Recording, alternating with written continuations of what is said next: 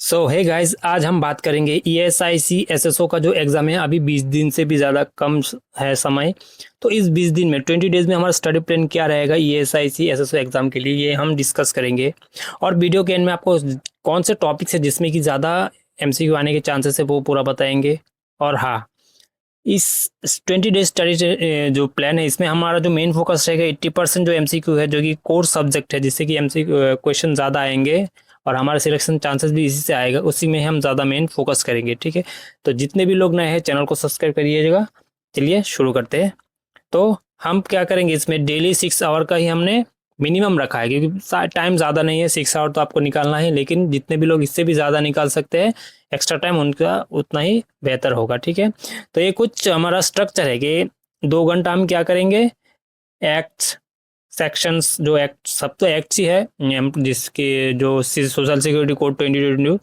Then 1.5 घंटा हम short note, कुछ शॉर्ट ट्रिक्स बनाएंगे। बाकी 1.5 घंटा सॉल्व करेंगे प्रीवियस ईयर, जिसका मैंने आपको एक लिंक दे दिया है MCQ 100 का, और इसके ऊपर वीडियोस भी है। तो जो आपको अच्छा लगे आप तो मेरे चैनल पे आपको 100 MCQ का वीडियो भी मिल जाएगा, और नीचे में आपको जो है उसका लिंक भी दे दूंगा, जिसका पे आपको मेरा आर्टिकल मिल जाएगा, उसका आपको एक साथ में कर सकते हैं, तो आपको जो बेहतर लगे। ठीक है, तो ऐसे हम लोग मोटा मोटी 6 आवर को डिवाइड किया है इस एग्ज़ाम के लिए।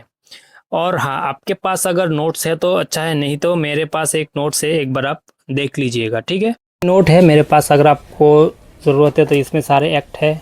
ठीक है, ये सब आपको चाहिए तो ज़रूर बता। मैं नहीं, क्योंकि एग्ज़ाम का टाइम ज़्यादा नहीं है तो मैंने अभी नहीं दे रहा हूँ, क्योंकि यहाँ पे आपको पूरा मिल जाएगा। ठीक है, ओल्ड वर्सेस न्यू का जो है आपको देखिए यहाँ पे है।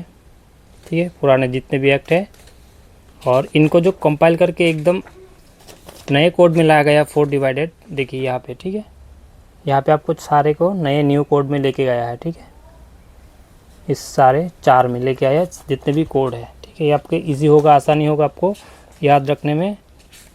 देन यहाँ पे देख सकते हैं आपका है सोशल सिक्योरिटी कोड 2020। ठीक है, वो पूरा डिटेल्स है आपको इस एक्ट के में क्या क्या आपको यहाँ पे जितने भी बोर्ड, जैसे कि मैंने आपको बताया है, आगे बताऊंगा आपको वीडियो में क्या क्या है। EPF एक्ट, ये मेरा हैंड रिटन नोट है। ठीक है, देन हमारा यहाँ पे कोड ऑन वेजेस। ठीक है, अगर आपको चाहिए तो PDF में दे दूंगा, आप कमेंट जरूर कीजिएगा। तो देखते हैं हमारा आज वीक 1 में हम डे वाइज जाएंगे, वीक 1 वीक 2 जो भी हो हम ऐसे ही देखेंगे। चलिए देखते हैं। इसमें हम ESIC एंड EPF एक्ट को ही मेनली फोकस करेंगे। तो डे 1 में हमारा बैकग्राउंड रहेगा, आपका जो कोड है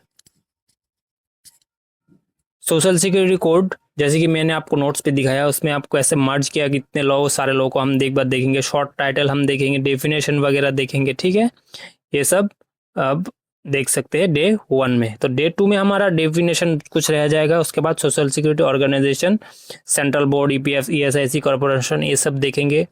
डे 2 में हम ESIC कॉर्पोरेशन के बारे में इसे 2 भाग डिवाइड करते हैं, क्योंकि एक थोड़ा सा बड़ा है, तो आप पार्ट 1 पार्ट 2 में डिवाइड करके पढ़ सकते हैं। पार्ट 1 में आप अपनी तरीके से कौन सा टॉपिक पढ़ेंगे, देन पार्ट 2 में वो सब जो रिमेनिंग रह जाएगा उसे हम पढ़ेंगे। तो डे 3 में हम ESIC कॉर्पोरेशन में ये जो 3 टॉपिक मैंने रखा है, आप इसे भी अपनी तरीके से डिवाइड कर सकते हैं। एंड ESIC बाकी जो पार्ट 1 पे नहीं रहेगा, पार्ट 2 में बाकी सब हम पढ़ लेंगे नेक्स्ट डे को। ठीक है, डे 4 को। उसके बाद हम चले जाएंगे डे 5 में, क्या जितने भी ESI अभी तक पढ़े हमने रिवाइज करके MCQ कर लेंगे। ठीक है, तो आपके लिए क्या होगा, बेहतर हो जाएगा, आपका याद भी रह जाएगा, रिविजन भी 2-3 बार हो जाएगा एक हफ्ते में ही। देन डे 6 में हम चले जाएंगे एम्प्लॉय प्रोविडेंट फंड। ये एक भी थोड़ा सा बड़ा है और इंपॉर्टेंट है, तो इसे हमें 2 भाग डिवाइड कर देंगे, जैसे कि ESIC को किया है।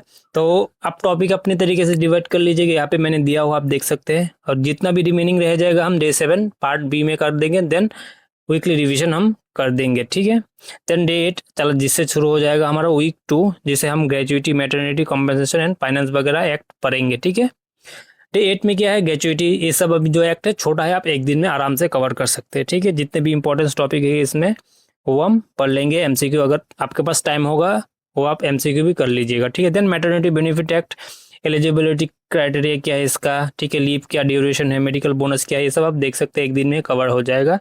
एम्प्लॉय कॉम्पनसेशन एक्ट डे 10 में हम लोग कर देंगे। देन फाइनेंस एंड अकाउंटिंग, जैसे कि social security funds and utilisation, contribution, ठीक है, ये सब हम देखेंगे डे 11 में। तो डे 12 में हम लोग इंपॉर्टेंट है, जैसे कि unorganise gig and platform worker के बारे में पढ़ेंगे जो कि न्यूज़ में रहता है, ठीक है। तो डे 12 हमारा हो गया। डे 13 में हम building worker cess and weekly revision करेंगे, ठीक है। देन डे 14 में क्या करेंगे, ऑथोरिटीज है, इंस्पेक्टर कम फैसिलिटेटर है, इंपॉर्टेंट है, जैसे कि चेंज किया गया है न्यू कोड में, ठीक है। देन वीक 3 चले आएंगे, जैसे कि offences comparison and revision Moxie रहेगा इसमें, ठीक है। ऑफेंसेस एंड पेनल्टीज जितना ज़्यादा नहीं है, हम लोग एक दिन में कवर कर लेंगे। देन डे 16 में मिसलेनियस कुछ प्रोविजन है, वो सब हम देखेंगे। देन डे 17 से हम कंपैरेटिव करेंगे old acts and new code के बारे में। मेरे नोट पे आपको मिल जाएगा, अगर बोलेंगे तो मैं दे दूंगा। और उसके बाद हम लोग रिवाइज करेंगे आपके पास अगर टाइम होगा, ठीक है।